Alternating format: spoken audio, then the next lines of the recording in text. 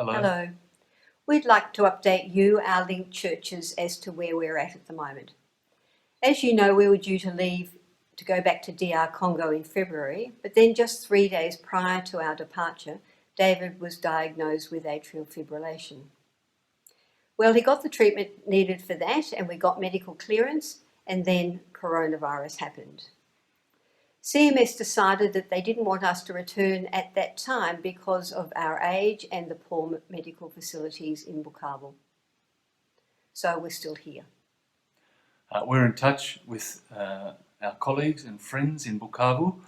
They are under a form of lockdown, so life in general is very difficult for them, particularly for people who live hand to mouth, earn a little bit of money one way or another each day in order to feed their families that day, finding it particularly difficult.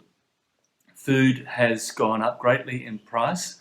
It is coming into the town, but because there have been 3 confirmed cases in the town, it is largely cut off from surrounding areas.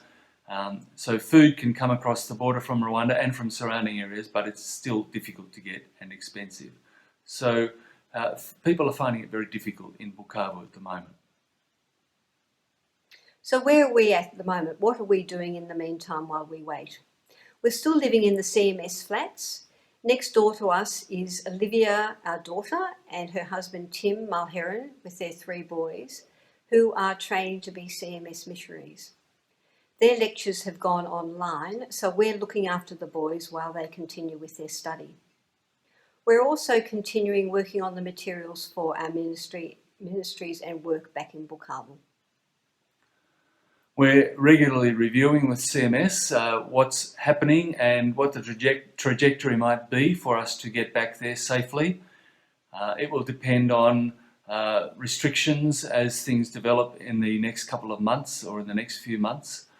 Our flights were cancelled by the airlines, and so we will need to be able to get flights back there and then need to be able to travel across Rwanda when we do go. We'd like to get back in June in order to preserve our 5-year residence visas, but we don't know what will happen and what will happen with the virus in Africa, particularly Rwanda and Congo, and we don't know what will happen with the virus in Australia and with restrictions.